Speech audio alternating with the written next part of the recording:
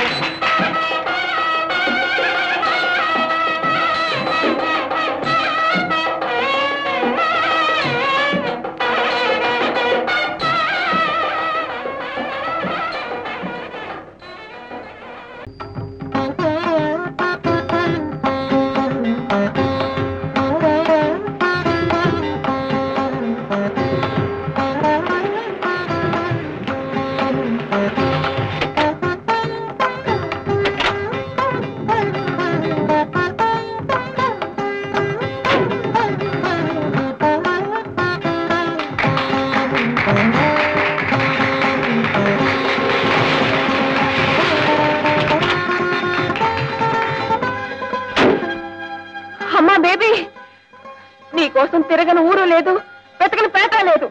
రాత్రి బావుల్లో తిండి తిప్పులు మానేసి కళ్ళల్లో ఒత్తులు వేసుకుని వెతుకుతున్నావమ్మా. నా తల్లి, ఏం బాబు లక్షణంగా పెళ్లి చేసుకోబోతున్న పిల్లని ఇలా లేపుకొచ్చేస్తావా? చూడమ్మా, నువ్వు ఎవరితో మాట్లాడుతున్నావో తెలుసా? తెలుసండి బాబు, ఈయన గారి గురించి చాలా తెలుసు. మా అమ్మాయి తులసి సంగీతం అంటే చెవి కోసుకుంటుంది.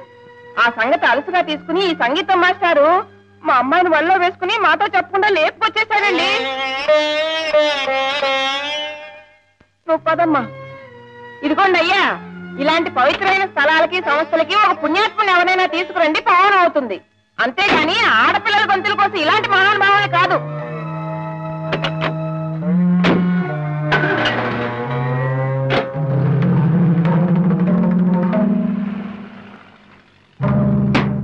కోర్టుకు టైం అవుతూ ఉంది. నీ కేసు ఏమిటో త్వరగా వివరించు నాయనా. మా నాన్నండి, ఆయనకి 2 భార్యలండి. నేను పెద్ద భార్య కొడుకునండి. మా అమ్మగారు పోయారండి. అయ్యో పాపం. ఇప్పుడండి మా నాన్న తన 2వ భార్య కొడుక్కి ఆస్తి అంతా రాసేద్దాం అనుకుంటున్నాడు. ఏమండి అమ్మా ఒకసారిలో వస్తారు? వస్తానమ్మా. నిన్ను కాదు నన్ను. అవతల పనిలో ఉన్నాను. ఏమిటి ఇది? నిజమేనా అంట? ఏమిటి? నమ్మబుద్ధి కాలేదనుకోండి. అన్నయ్య గారు ఆ తులసిని వెంటేసుకుని ఊళ్ళమడి తిరుగుతున్నారట. అంతవరకు నిజమే. అంతకు మించి నువ్వేమన్నా అబద్ధం. సరేనా?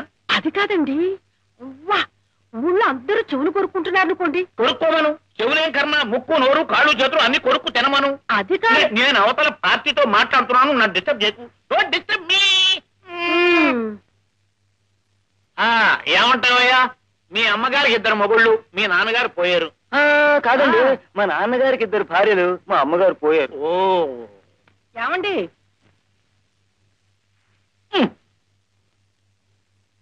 అబ్బా, ఏమిటి నీ గోళ? ఏమిటి నీ గోళ? గోళా కాదు, గోళీ కాదు. నేను చెప్పేది వినిపించుకోరే. ఏమిటి? అన్నయ్య గారు ఎంత నిష్ఠాపరుడు, ఎటువంటి సాంప్రదాయమైన వంశం. రోజు దేవతార్చన చేస్తేనే గాని పచ్చి గంగైనా ముట్టేవారు కాదు. ఇప్పుడు ఏమైనా తప్ప తాగి రోడ్డున పడ్డాడా? ఒక అనాథకి ఆశ్రయం ఇచ్చాడు, అంతేనా? పాయింట్ని నీ పాపిళ్ళగా అష్టవంకలు చెప్ప. అది కాదండి. అవతల పార్టీ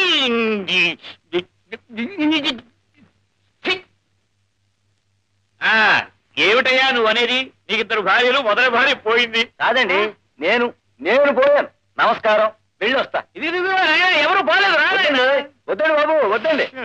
అది కాదండి, అన్నయ్య గారు వారి పెద్దలు నిప్పు కడిగేంత ఆచారవంతులు కదా, మరి ఇలా వెళ్ళింది. పార్టీ బజార్కి వెళ్ళింది. నీ పాయింట్ ఏమిటి? తులసికి ఆయన ఆశ్రయం ఇచ్చాడు, అంతేనా?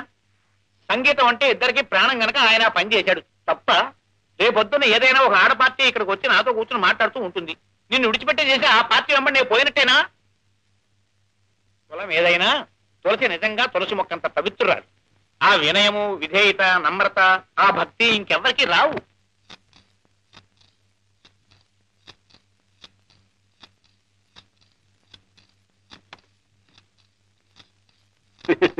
ఇంతకాలం కన్న పట్టిన జాంకాయలా పెటపెటలాడిపోతూ నోరు ఊరించేదాన్ని.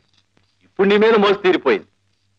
ఇక ఆ సంగీత పంతులతోనే తిరుగుతావో, సముద్రంలోనే దూకుతావో. వీడు నీకు దేవుడా? సరిగమలు పాడటం తప్ప సరసం ఆడటం తెలియని ఈ వెర్రిబాగులు వాడు నిన్నేం చేస్తాడే పిచ్చిదానా?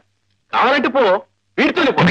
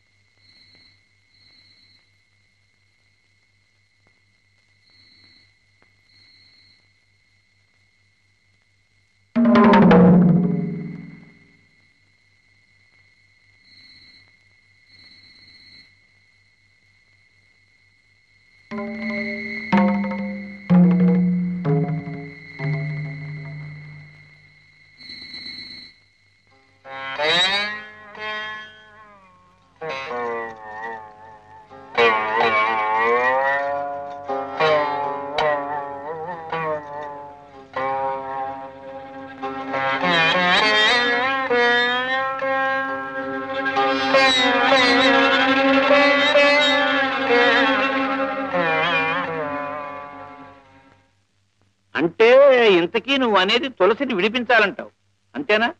అవునరా మాధవ, తులసి ఎలాగైనా సరే ఈ కేసు నుంచి బయటపడాలి. ఎంత ఖర్చైనా నేను భరిస్తాను. అర్థమైందిరా. ఈ కేసులో నేరం అంటూ ఏదైనా ఉంటే తులసి తల్లిది గాని పిల్లది ఎంత మాత్రం కాదు. ఏదో విధంగా వాదించి నెగ్గుతాను అనుకో. ఏమండి? ఏమిటి? మజ్జిగ ఉప్పు తక్కువేది. ఇది ఇప్పుడు నా పాయింట్ ఏమిటంటే, మీ ఇద్దరి సంగతి నాకు తెలుసు, కానీ చుట్టూ లోకం అంటూ ఒకటి ఏడ్చింది కదా. ఒక ఎదిగిన కూతురు తండ్రి కలిసి ఒక రిక్షాలో వెళ్తుంటేనే దిక్కుమాలింది చెవులు కొరుకుంటుంది కదా ఈ లోకం. లోకేశ్వరుడికి తప్ప లోకానికి భయపడను రా మాధవ.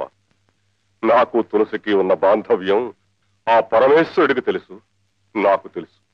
నువ్వు ఆ కేసు సంగతి ఆలోచించు.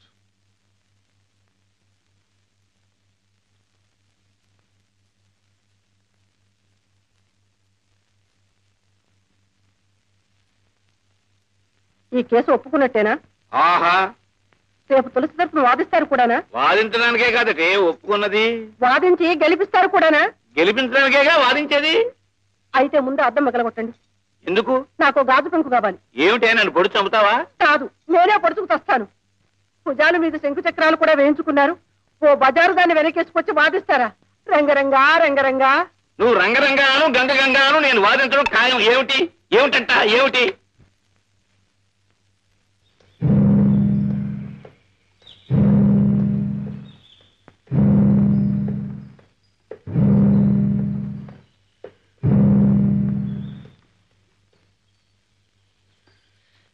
నా కడుపును చెడబుట్టావే నువ్వు. మంచి చెప్పిన మాటలు వెగటైపోయాయన్నమాట. కన్న తల్లినే రచ్చకేడుస్తావా? ఇంతకింత అనుభవించకపోవే. నువ్వేం బాధపడకక్క, నువ్వు తిరిగి వచ్చేలాగా దీన్ని లైన్లో పెడతాగా. తిక్కుమాలి సంతానాన్ని కన్నాను, అందుకే అనుభవిస్తున్నాను.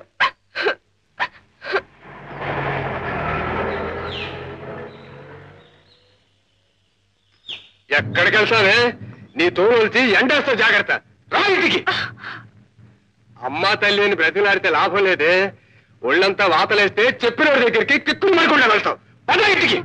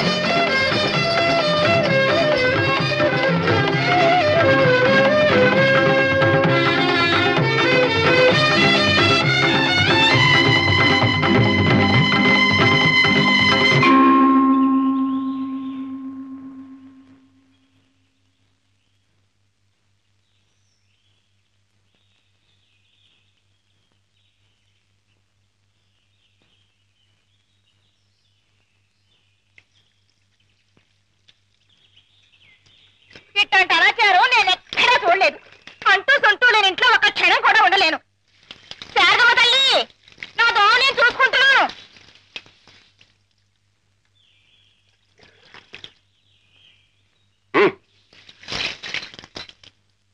అడ్డమైన వాళ్ళని కొంపలో చేర్చుకుంటే పంచమహాపాతకాలు చుట్టుకుంటాయి.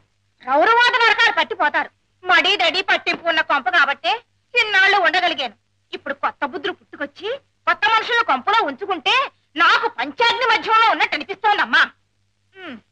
ఇక నేను ఉండలేను. ఏ గుళ్ళోనో కృష్ణారామ అనుకుంటూ కూర్చుంటాను.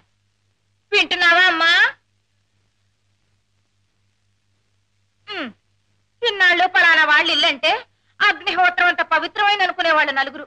ఇప్పుడు ఆ నలుగురే దవళ్ళు నొక్కుంటున్నారు. ఇక నేను ఉండలేనమ్మా శారదమ్మ తల్లి.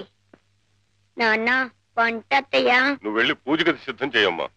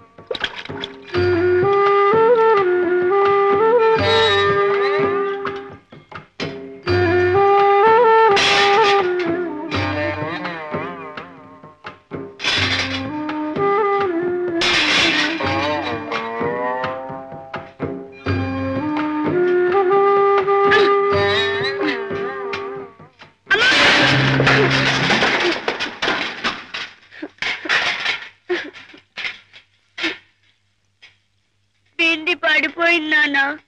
నైవేద్యాన్ని తొందరగా వంట చేద్దామని వస్తుంటే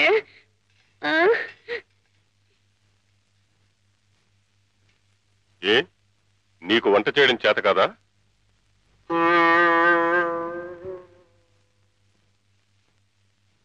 పసిపిల్ల, అది మడిగట్టుకుని వంట చేయలేక అవస్థపడుతూ ఉంటే చేతనైన వాళ్ళు వెళ్ళి సహాయం చేయొచ్చు కదా.